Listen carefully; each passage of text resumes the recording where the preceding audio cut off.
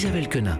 Et avec elle, on va découvrir chaque jour un livre incontournable de développement personnel. Bonjour Anne. Namasté. Oui, toute cette semaine, j'ai décidé de décortiquer un livre qui a changé ma vie et celle d'un paquet de gens, si l'on en croit les chiffres de vente et le nombre de personnes qui le lisent dans les transports.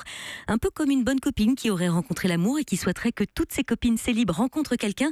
J'ai envie qu'il vous arrive la même chose. En plus d'être une bonne idée de cadeau de Noël, pour la modique somme de 7,90 €, je pense que je l'ai offert à peu près 25 fois, les 4 accords Toltec est un petit bouquin à glisser dans votre sac à main ou à poser sur votre table de chevet pour régulièrement replonger le nez dedans. Mais c'est qui ces Toltec? Oui, ma mère a posé la même question. En fait, la civilisation Toltec remonte aux alentours de l'an 1000 au Mexique.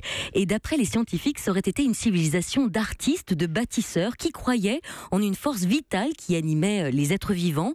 Ils croyaient qu'il y avait des esprits qui se trouvaient dans les éléments naturels comme les pierres ou le vent. Et c'est vraiment une sagesse universelle, intemporelle, qui porte les mémoires des peuples premiers, leurs enseignements, leurs souffrances aussi. Mais les 4 accords Toltec, c'est surtout l'histoire d'un livre devenu culte avec près de 10 millions d'exemplaires vendus à travers le monde, traduits en 40 langues. Alors juste au-dessous du titre, les 4 accords Toltec, il est écrit « La voie de la liberté personnelle ». Bon, alors dit comme ça peut faire un peu sourire.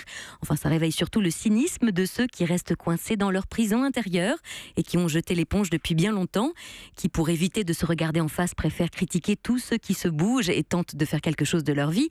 L'idée, c'est de se changer soi pour changer le monde. C'est ce que nous disait Gandhi quand il dit « Be the change you want to see in the world », soyez le changement que vous voulez voir dans le monde.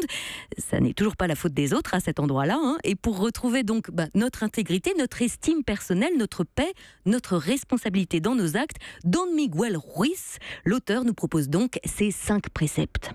Quel est le premier accord? Alors, premier accord aujourd'hui, lundi, que votre parole soit impeccable. Oui, on est des Majax, des Copperfield, des Houdini de la parole, des magiciens des mots, parce que, sans s'en rendre compte, on jette des sorts avec ce que l'on dit. L'idée est de nous inviter à parler avec intégrité et de ne dire que ce que nous pensons, de ne pas utiliser la parole contre nous-mêmes en disant par exemple « Oh, mais qu'est-ce que je suis nulle !»« Oh, mais quelle idiote, j'ai oublié ça !» Non, ni pour médire d'autrui. Bon, là je vous fais confiance, vous voyez bien de quoi ou de qui je veux parler. Et puis si vous êtes par exemple invité à un dîner et que vous ne voulez pas y aller, évitez peut-être d'envoyer un SMS en disant « On est malade, on ne peut pas venir ». Don Miguel Ruiz nous dit que si vous faites cela, vous pouvez vous retrouver avec une bonne grippe le lendemain. Bah oui, que la parole est tellement puissante qu'elle fait arriver les choses, qu'elle crée votre réalité. Alors pour résumer, cette parole impeccable, elle est archi dure à tenir, certes, mais c'est important de la garder, de garder ce précepte dans un petit coin de l'esprit.